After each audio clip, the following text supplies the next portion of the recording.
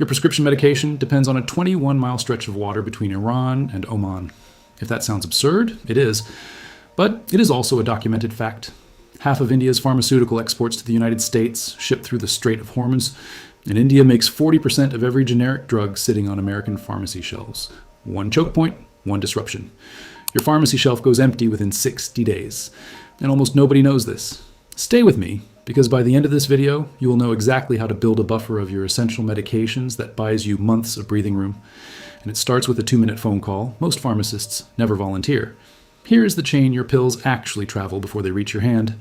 Roughly 90% of all prescriptions filled in the United States are generics, not brand names, generics. The pills you pick up at CVS, at Walgreens, at Walmart, those are almost all manufactured overseas.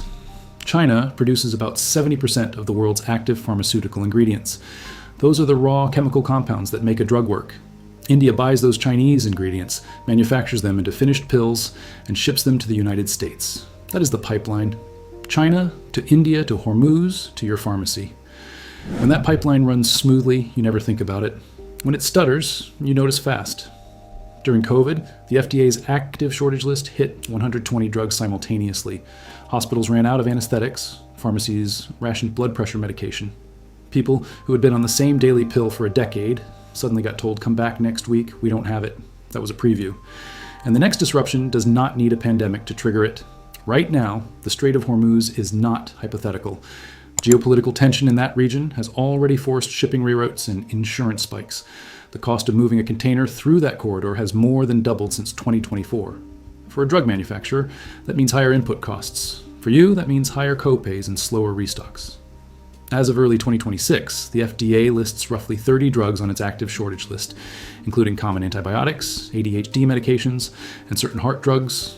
That is not panic, that is a data point. And here's the data point that should change how you think about your own medicine cabinet. The average American household keeps about 14 days of prescription medication on hand. 14 days.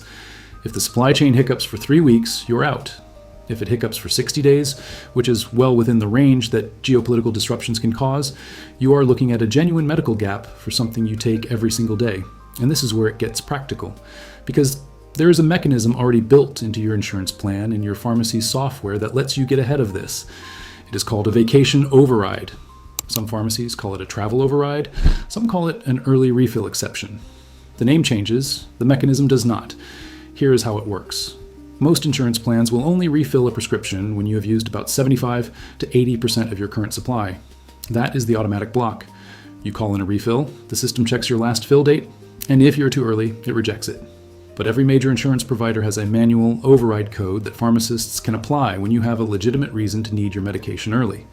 Travel is the most commonly accepted reason. You tell your pharmacist, I'm going out of town for 2 weeks, and I need an early refill so I don't run out while I'm away. The pharmacist enters the override code, the insurance approves it. You walk out with an extra 30 days of medication you would not have gotten otherwise. The key is consistency. If you do this once, you get a single 30-day buffer. If you request an override every 2 to 3 months, each time with a valid reason, you can gradually build a running surplus. 1 month ahead, then 2, then 3. You're not hoarding.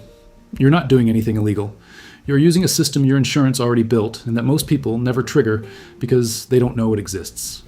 There are 2 more things worth knowing. First, most insurance plans already offer a 90-day supply option instead of the standard 30-day. If your plan supports it and your doctor writes the prescription for 90 days, you just tripled your buffer in a single step. Mail order pharmacies like Express Scripts and CVS Caremark almost always prefer 90-day fills and often charge the same copay as a 30-day supply. That is not a loophole. That is a feature they advertise. But most people never ask their doctor to switch. Second, if you take a medication that has been on shortage lists before, ask your pharmacist specifically about partial fills. Some states allow pharmacists to dispense a partial supply and hold the remainder until stock arrives, which means you never walk away with 0. You need to ask. They will not offer. And here is the piece that belongs in a different conversation entirely. Even if the Strait of Hormuz never closes, the tariff situation is already moving the numbers. In 2025, the US proposed a 100% tariff on Chinese pharmaceutical imports. A study published in Health Affairs estimated that a full tariff on active pharmaceutical ingredients would raise generic drug prices in the US by roughly 30%. 30%. on drugs that 90% of the country depends on. There is no domestic manufacturing capacity to replace that volume. The last US-based API factory for penicillin closed in 2004. The reshoring conversation is real, but it is measured in years, not months.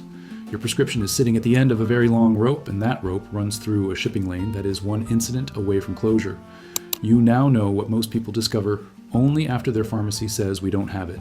Hit subscribe if you want the next one, and share this with someone who takes a daily prescription. Take care, and I will see you in the next one.